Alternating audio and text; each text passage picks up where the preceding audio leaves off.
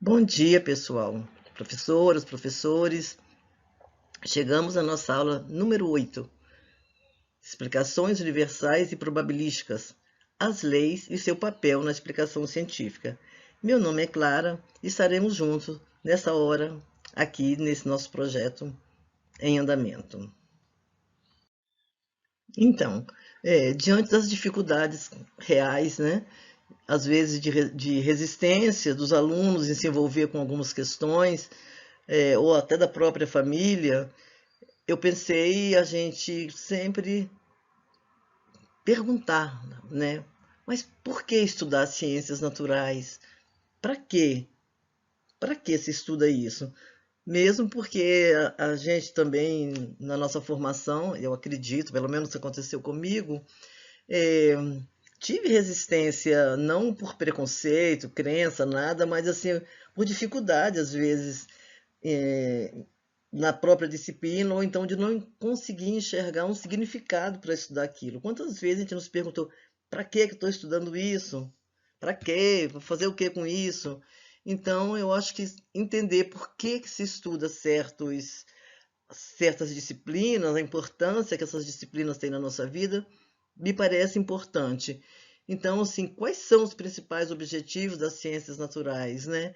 Por quê? Para que estudar ciências naturais?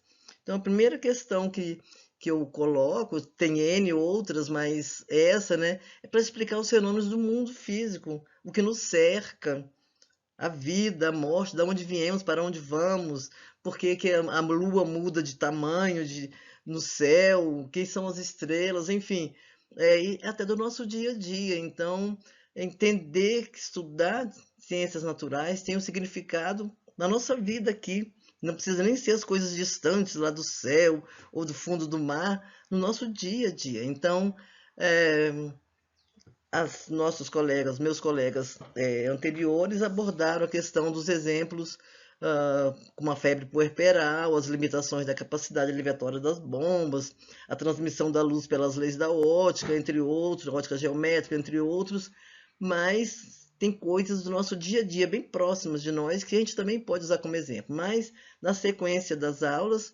se abordou esses assuntos e é por aí que a gente vai seguir. Então, o que vamos ver nessa aula 8? O que nós vamos ver são as explicações científicas para os fenômenos. Como a ciência comprova os fenômenos, como explica os fenômenos. Entretanto, não podemos perder de vista que o fio condutor do curso em si, como um todo, é essa relação entre ciências naturais e religião. Então, isso deve perpassar todo o curso. Embora em cada aula se fale bastante de ciência, que esse também é o sentido de mostrar como a ciência trabalha, diferentemente das crenças não justificadas, esse norte, ciência naturais e religião, tem que estar no nosso foco permanentemente. Então, a história da ciência nos mostra que essa busca pelo conhecimento, entender os diversos fenômenos naturais, buscar explicações para esses fenômenos, faz parte da natureza humana. Né? Imaginemos os nossos ancestrais diante de coisas que hoje nós temos explicações. Sei lá, diante de uma tempestade, de uma ventania, de um furacão, que causava medo, crenças, e buscavam explicar essas questões por meio de mitos. Temos aí os mitos gregos, que faz parte mais da nossa cultura, mas outras civilizações criaram mitos também. Eu tenho lido bastante livros africanos e tenho muito interessante que se chama Um Defeito de Cor. E ali tem assim realmente uma mitologia incrível, é, que busca explicar muitas coisas que são explicadas na mitologia grega de uma outra maneira, no cristianismo também de uma outra maneira. Então, as mitologias não são só as gregas, que a gente está mais acostumada a entender. Então, essas mitologias levam, né, para explicações para agentes invisíveis, né, determinismo, né, tudo coisa divina. Nessa coisa divina, por exemplo, como eu venho da área de saúde, eu vivi essa experiência pelo Brasil afora, na época do Programa Nacional da Mulher e da Criança e do PNI, que é o Programa Nacional de Imunização, e que a gente ia pelo Brasil afora tentar reduzir os índices de mortalidade que no Brasil eram vergonhosos e que eu espero que não voltem. É, e se encontrava crianças caquéticas que morriam de fome, de desnutrição, de verminose.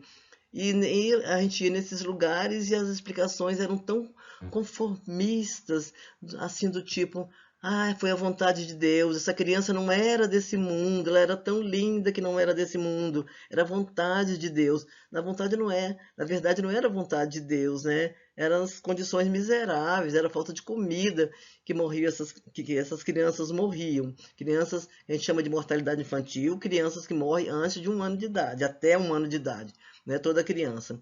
Então, a mortalidade infantil aqui no Brasil era uma coisa absurda, estava se lutando para se chegar em 20 crianças mortas por 1000, que era um índice, vamos dizer assim, razoável.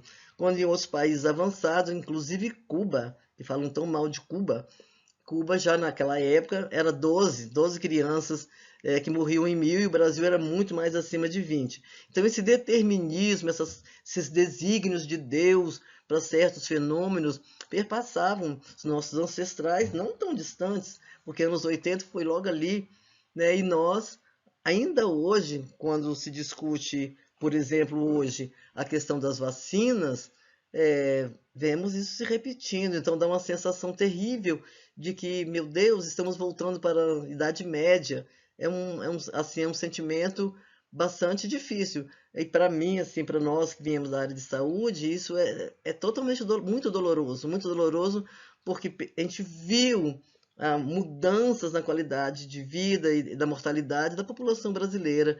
Então, um retrocesso qualquer causa muita dor, porque não foi um trabalho mágico, não foi plim, plim, e tudo mudou. Não, foram anos de trabalho, de resistência, de enfrentar resistências também de governos na época para se implantar determinados programas, como o PNI, que é o Programa Nacional de Imunização, e o controle e o Programa da Mulher e da Criança Brasil afora, que depois incluiu adolescentes.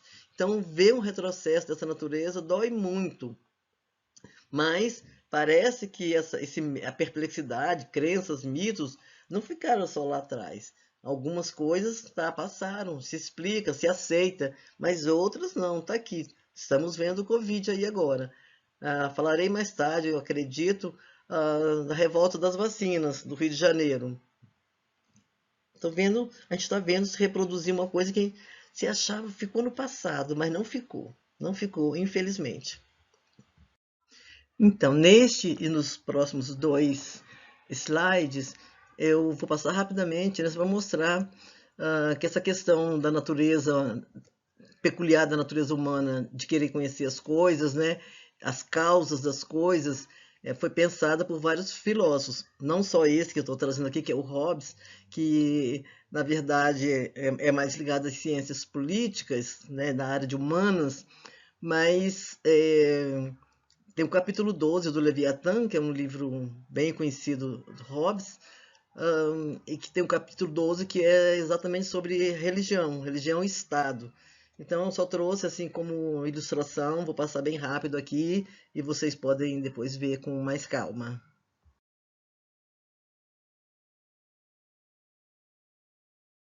Então, nesse último aí, eu falo de René Descartes, mesmo período, né, do Hobbes, e que se considera assim, o início, né, das ciências modernas, do racionalismo. Então, Descartes ele concebeu um plano de ciência universal, né? É claro que daí para frente avançou muita coisa, tem muita crítica em relação a esse pensamento, mas é só para situar historicamente que não é de agora que se pensa em ciência, é uma coisa bem longa, e esses 2 filósofos Eu só trouxe realmente como ilustração, tem muitos outros mais recentes que vale a pena, talvez, reler, ler, conhecer alguma coisa, ou dividir com os alunos, como forma de pesquisa, enfim. Essa é a ideia. Assim, diferente das crenças não justificadas, né, que trabalhava em cima de mitos, de metáforas, de explicações divinas para os fenômenos, a ciência trabalha com requisitos básicos, né? Vamos trazer esses dois aqui, que é o da relevância explanatória e da verificabilidade, aquilo que pode ser verificado. Vejamos aqui o requisito da relevância explanatória por meio do exemplo do arco-íris. Como a física explicou esse fenômeno, né? O arco-íris é sendo o resultado da reflexão e da refração da luz branca do Sol nas gotículas esféricas de água que existem nas nuvens. A gente vê lá o arco-íris e explica-se isso, né? Se explana sobre isso, existe uma explicação física para isso. E por que podemos dizer que ele satisfaz o requisito da relevância explanatória? Está bem explicado, explicações lógicas, e porque esse fenômeno se repete. Toda vez que tiver as mesmas condições de um arco-íris, pode ser dias, semanas, meses depois, as condições são as mesmas, o arco-íris vai aparecer. Então, que a gente vê ano a ano o arco-íris. Então, há uma explicação para isso. E esse fenômeno, nas mesmas condições, se repetem. Mas isso são explicações suficientes? No caso do arco-íris, sim. Mas, por exemplo, no exemplo seguinte, que existem razões, condições, mas não existem explicações suficientes. Por exemplo, um exemplo é o deslocamento para o tom vermelho, né, nos espectros das galáxias distante, que leva a crer que essas galáxias se afastam com grande velocidade. Mas por que elas se afastam? A ciência ainda não explicou. Então, há as condições, mas essas condições ainda não são suficientes. Aparece a luz vermelha no deslocamento, mas por que elas se movem ainda não se sabe. Vamos lembrar, muitas respostas nós não temos ainda para muitos fenômenos também. O requisito da verificabilidade, aquilo que se pode verificar. Você pode reproduzir a experiência inúmeras vezes e o resultado dá o mesmo. Então, algumas leis, algumas experiências, elas podem se basear no empirismo. Você pode repetir a experiência, outras não. O exemplo aqui é o da concepção da atração gravitacional como manifestação de uma tendência natural. Há uma força gravitacional que nós não vemos, não enxergamos, sabemos medir, mas que existe, tanto que os objetos se atraem ou então caem em direção à Terra. A gente mantém os pezinhos firmes na Terra, a gente não sai voando por aí por conta da força gravitacional. Aqui é uma comparação com amor, porque é um sentimento que a gente tem também por uma outra pessoa, das diferentes formas de amor. Mas a gente mede, tem como pegar um termômetrozinho ou uma régua, medir amor, né? Existem umas concepções aí do tamanho do amor culturais que geram às vezes até muitos problemas, mas cientificamente você tem como quantificar amor. Ah, você não me ama bastante. Então, mais ou menos como a lei da gravidade. Você não tem como verificar essa força. Ela existe, mas você não tem como medir, não tem como reproduzir essa força em algum lugar. O empirismo não tem. Aí já no caso do arco-íris, sim, você pode reproduzir nas mesmas condições. De chuva, você sabe se chover, as gotículas do ar, o sol batendo, uma luz que incide por trás de quem está vendo o arco-íris. Então, é verificável, você pode reproduzir e outros fenômenos não. Então, essa diferença. Quer dizer que os fenômenos que não são verificáveis não existe? Existe sim, a gravidade existe. Então, se a história, falando da gravidade ainda, né? Se a história da maçã caindo na cabeça do Newton é verdade, né? A gente não sabe. Mas o que ele pensou, esse raciocínio é válido, né? As ideias de Newton nesse aspecto, elas vão de encontro ao que Aristóteles pensava, né? Que para Aristóteles, uma mesma força que atrai uma maçã para o chão, mantém a Terra, a Lua, todos os planetas em suas órbitas. Newton contradiz essa visão. Também Galileu contradiz, refuta, não é nem contradiz, refuta essa teoria aristotélica, né? Para Aristóteles, as massas dos objetos, massas diferentes, cairiam também com velocidades diferentes. E Newton, Galilei, mostra que não. Bem, temos Einstein, né? Vamos lá para a teoria da relatividade. Einstein já refuta algumas questões de Newton, mas aí a história é longa. Importante, assim, talvez estimular os alunos a estudar um pouquinho a história da ciência, né? Que é muito, muito interessante. Então, a lei da gravidade é uma das forças, das 4 forças da natureza, né? A única que não se consegue medir, quantificar. As outras 3, o eletromagnetismo, que é uma força forte, força fraca, elas podem ser quantizadas, quantificadas, né? A lei da gravidade não. Então, quantização significa que a força pode ser medida em partes discretas. Você pode segmentar e medir em partes discretas que não podem ser diminuídas em tamanho, não importando o que aconteça. Então, assim, no caso de uma barra imantada, né? Se você cortar uma barra imantada em pedacinhos, qualquer pedacinho pequenininho dessa barra imantada vai se constituir num ímã. Aquela propriedade não se esgota se você segmenta partes do. Fechando, né, com o exemplo da lei gravitacional, a gente sabe que os corpos se atraem, ou então vão para o chão, né? A gente não vê essa força, não consegue fazer isso, verificar isso por experimentos empíricos, não tem uma objetividade, né? Mas ela existe. Em relação a isso, né, você lê isso como uma questão científica, explica isso do ponto de vista científico, e não como aquela comparação do destino inescrutável, da vontade de Deus, né, ou explicação divina para um certo fenômeno. Não vai se dizer, a força da gravidade é da vontade de Deus. Pode até ser que seja da vontade de Deus, não estou nem questionando isso, mas assim, a gente apenas não conseguiu medir, quantificar como outros fenômenos podem ser, né?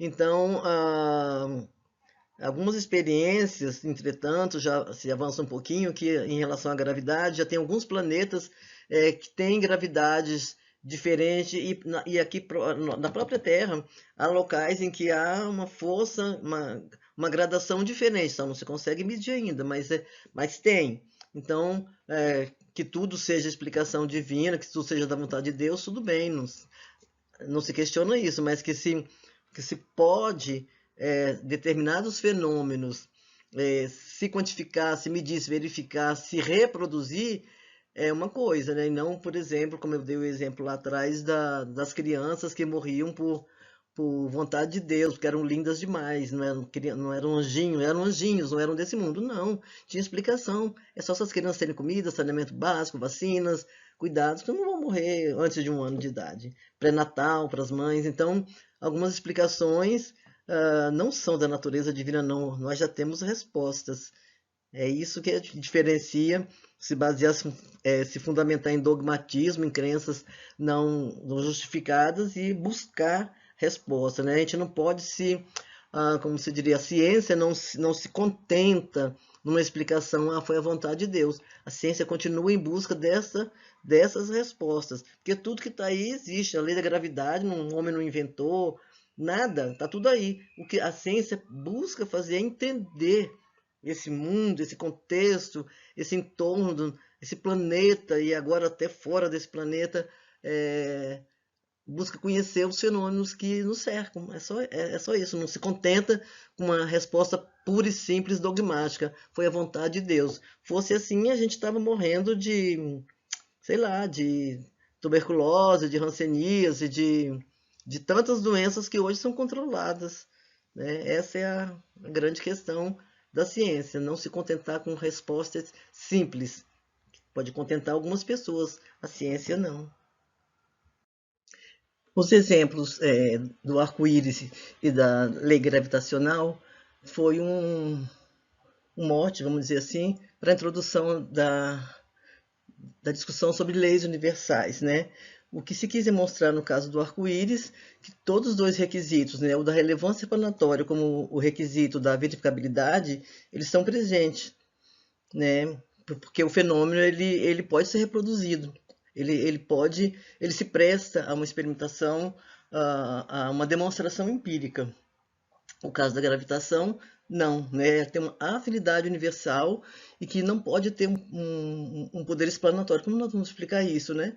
Porque não tem implicações verificáveis, né? Então, na gravitação universal, a concepção ela tem que ser explicada de uma outra forma, né? Que vamos chamar de dedutivamente ou indutivo probabilístico. Vamos começar, então, daqui a pouco, né?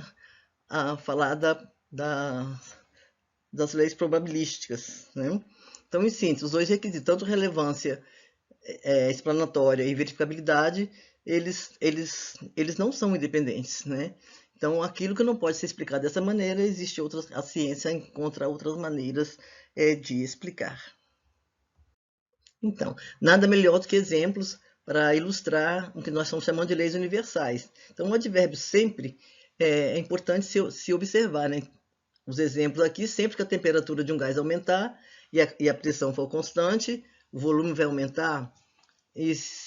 O 2, sempre que se dissolver um sólido num líquido, subirá o ponto de ebulição desse líquido. Nessas duas questões aí, a gente pode, por exemplo, no caso, bota água para ferver e joga sal lá dentro. Você vê que há uma reação e que aumenta um pouco o tempo de ebulição da água.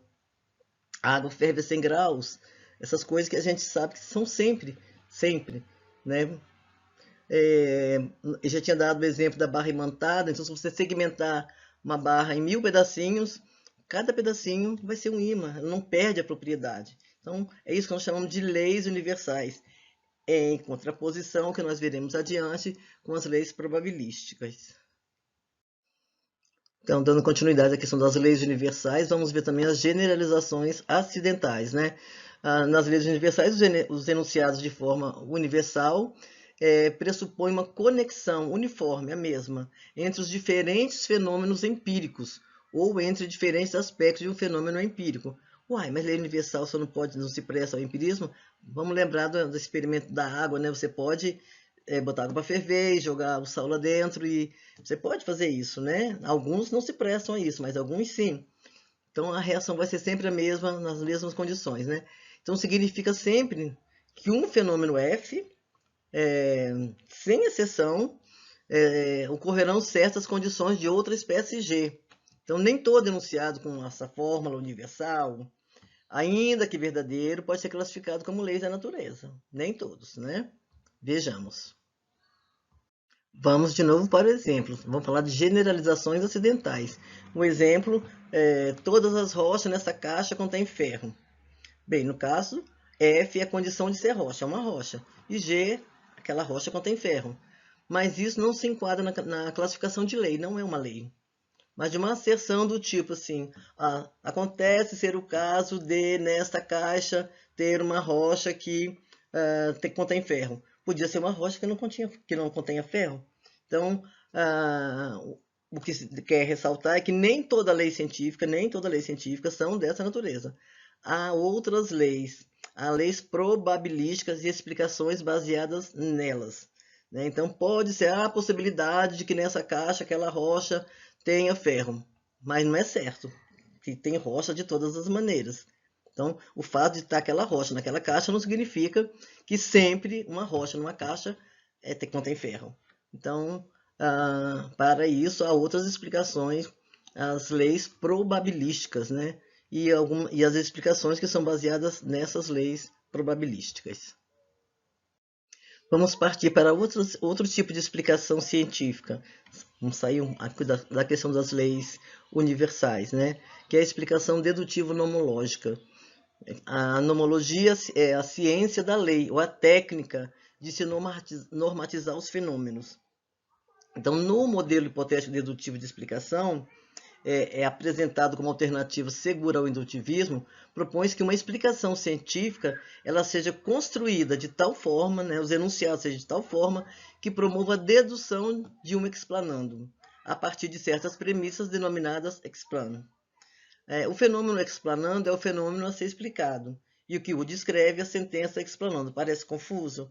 No começo eu também achei, mas não é não. Nós estamos falando de enunciados. Né? Slide anterior e aqui. Está aqui, ó, o fenômeno explanando é o fenômeno. Fenômeno X que vai ser explicado. Então, se chama o fenômeno explanando. A sentença é a que formula a informação explanatória, que explica. Né? O explanando sozinho é o enunciado que descreve o fato que você quer elucidar, resolver.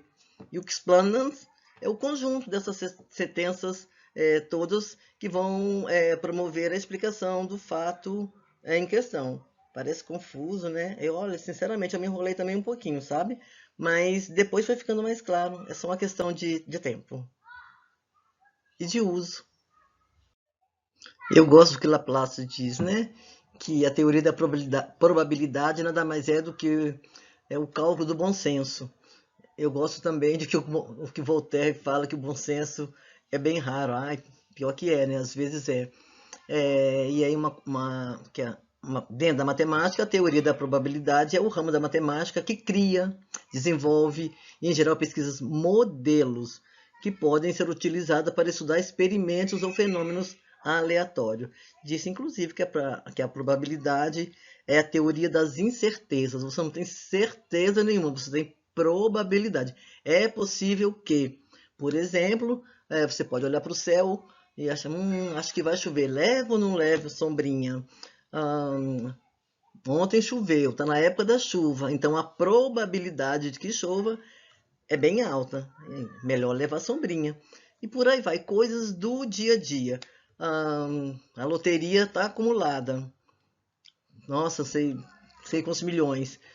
Também quantos milhões de pessoas vão jogar na loteria? Qual a probabilidade, qual a chance de que eu acerte na loteria? Né? Entre milhões de pessoas, geralmente, sei lá, eu não sei nem essa conta, porque eu não gasto muito meu dinheiro com isso não, mas assim, é probabilidade isso aí. Né? Então, nosso dia a dia está muito próximo de nós, nosso dia a dia a gente lida com probabilidade o tempo inteiro. Né? Então, assim, o gás aumentou, a gasolina aumentou, a probabilidade que meu dinheiro não chega até o fim do mês é muito grande. Se tiver qualquer evento aleatório, né, arrebentar, sei lá, minha televisão ou meu carro, vai quebrar meu orçamento. A probabilidade é que quebre meu orçamento porque a minha renda continuou a mesma e gasolina, gás, tudo subiu. Então, assim, a probabilidade é que eu passe aperto. Então, por aí vai que a probabilidade é uma medida corriqueira no nosso dia a dia, só que ela também serve para análise de fenômenos muito importantes, voltando à saúde, por exemplo, como de mortalidade infantil, ou da probabilidade de que alguém se infectar por Covid-19 se ficar trancado num ambiente fechado, cheio de gente, cantando, gritando, sambando, sem máscara, sem nada. Então, a probabilidade que o cara se infecte. Pode até ser que não, mas a probabilidade é muito alta. Então, probabilidade é essa medida, né, que está muito próxima de nós. A gente para pensar, todo dia acho que tem alguma coisa que a gente vai, mesmo inconscientemente, quase que intuitivamente, usar algum raciocínio probabilístico. Desse slide aqui até o 25, eu resolvi contar um pouco de história. Uma história muito resumida, claro, né? Porque a história é imensa. Só da teoria da probabilidade, a história é imensa. Ela começa, na verdade, com jogos de azar, né? Lá em 3.200 anos, imagina, lá na Ásia e no Egito, com um jogo chamado Astrágalo, né? Que era feito com ossinhos de animais. Não estou dizendo que foi exatamente ali, são as informações que a gente tem, mas mais de 3.000 anos que se usa probabilidade. Né? Então, eu vou pular aqui, mas grandes cientistas conhecidos como Kepler, em nomes como Galilei, Blaise Pascal, da filosofia. Vamos adiante. Teoria de Bayes, vamos adiante, que é bem rapidinho. Leibniz, né? Leibniz, grande matemático, filósofo também, e que lidava com as questões de Deus. Muito interessante dar uma lidinha em alguma obra, ou pelo menos um pouco da história de Leibniz, né? Bem, eu coloquei Peirce aqui também, até por uma afinidade com a obra dele, por conta da minha formação em letras, na área da semiótica. Então também Charles Sanders Peirce trabalhou questões relativas à probabilidade. Assim, as obras dele em semiótica, que é da área do meu interesse, também são bastante interessantes.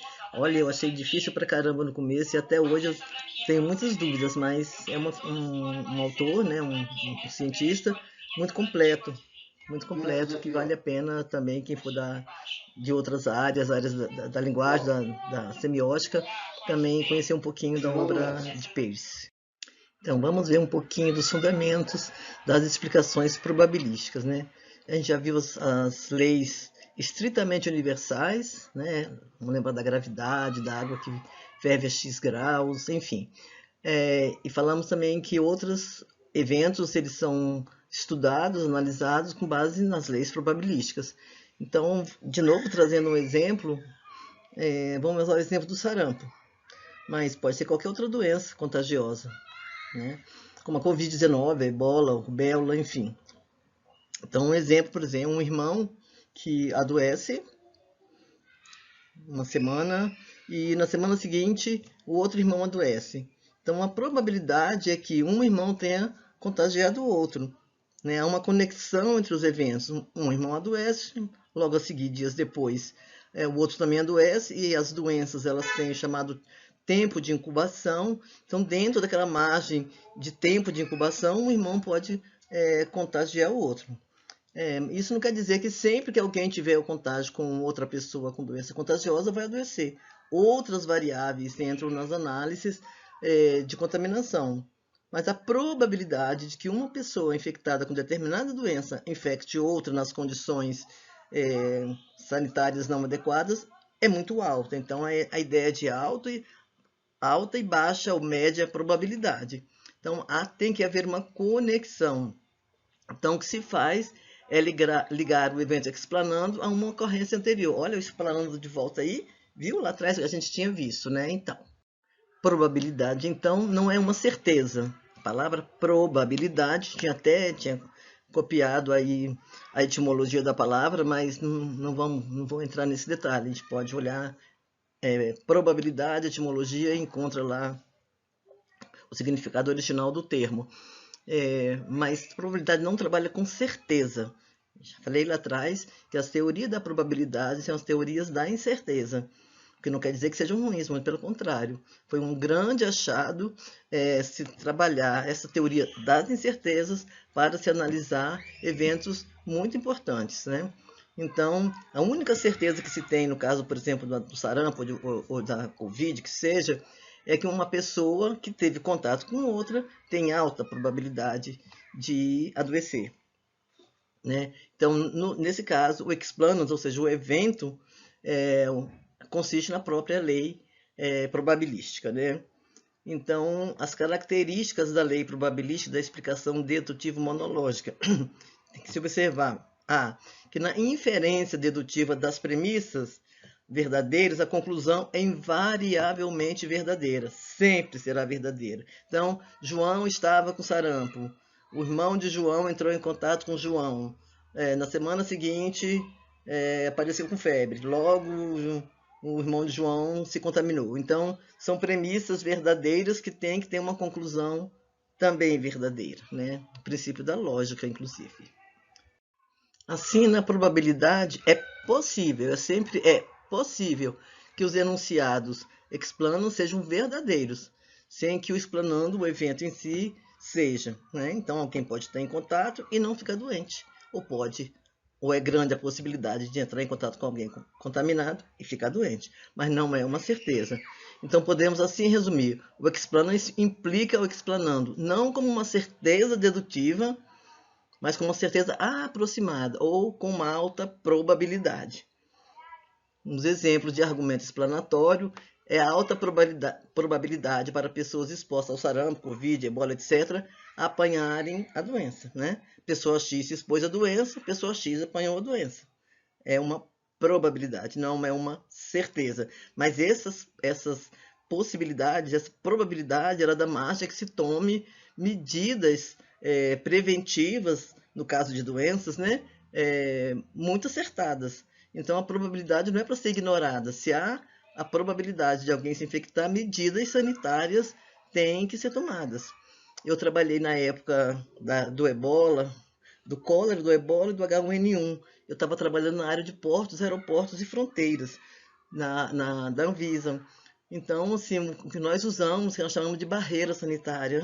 Então, as barreiras sanitárias são N, eu não vou falar disso aqui agora, mas são medidas preventivas para que a doença não entre no país. Então, no caso do ebola, do H1N1, o H1N1 ainda entrou, mas assim, do ebola a gente conseguiu barrar com medidas preventivas. Não teve nenhum boicote, não teve negacionismo, não teve nada disso. Nós trabalhamos direitinho e a doença não entrou, embora tenha entrado pacientes com ebola aqui. Mas tem todo um mecanismo, uma metodologia de acompanhar esses casos para que eles não se espalhem no país. Isso quando as condições, vamos dizer assim, intelectuais de quem decide os destinos da nação está funcionando normalmente, vamos dizer assim, né? Pode. Então, a probabilidade tem N formas de ser aplicadas, né? Existem trabalhos de mestrado, doutorado só sobre probabilidade nessa horinha aqui. Claro que não dá para aprofundar, e tampouco eu sou especialista nessa questão. Eu sei usar algumas artes, né? Algumas técnicas, né? Que se analisa eventos com probabilidade, né? Usamos muito na questão da mortalidade infantil, a curva de Gauss, crescimento da criança. Sim, devem ter as mães aí, os pais que têm bebês, têm crianças. A gente, quando as crianças nascem, tem uma curva, né? Mês a mês, o pediatra vai lá anotando peso, altura, para ver se a criança está dentro daquela curva. Então, aquela curva ali, eu tenho muito orgulho de falar que a primeira, que era a curva do NCHS, lá nos anos 80, eu estava junto também quando foi implantada no Brasil, não tinha esse acompanhamento, né? E outra forma de interpretação é a interpretação subjetiva, né? Que de alguma forma pode ser por conta de crença, mas pode ser também em razão do grau ou da quantidade de informação verdadeira que as pessoas têm. Então, nessa interpretação subjetiva ou bayesiana, né, ou epistemológica, diz que a probabilidade de um evento é apenas uma medida de fé, mas fé não é aquela fé dogmática, não, né? Que temos sobre aquela ocorrência. De alguma forma, às vezes, até pode ser dogmático, mas enfim. Assim, a probabilidade de um evento ela varia de indivíduo para indivíduo, dependendo das informações e crenças que tenha. Talvez esteja aí o nosso problema, né? As pessoas que negam a ciência, as pessoas que negam a efetividade, a eficácia das vacinas, mesmo tendo tomado vacina a vida inteira, tomou de pólio, tomou de tuberculose, tomou um monte de vacina, e num momento tão grave como esse, muitas pessoas resolvem negar a importância de uma medida profilática como essa, né? Então, isso aí vai variar de indivíduo para indivíduo, dependendo da crença ou do tanto de informação, e nesses tempos tão estranhos que a gente está vivendo, nessa chuva de fake news, essa chuva de desinformação, só atrapalha o trabalho dos epidemiólogos, né, dos médicos, do pessoal da saúde, não só médico, pessoal da saúde, pessoal da prevenção, pessoal da saúde pública, que é meu caso, né, eu sou da área de saúde pública, então, assim, atrapalha e complica a vida de muita gente, né, por uma desinformação muito prejudicial, porque a ciência já avançou, gente, a ciência já conseguiu mostrar a eficácia de muita coisa. Então, eu estou me fixando um pouco nessa questão, porque é um momento muito dramático que a gente está vivendo, com quase 500 mil mortos, e esse estado de coisas, né? Assim, para quem vem da saúde pública, dói demais. Muito. Demais.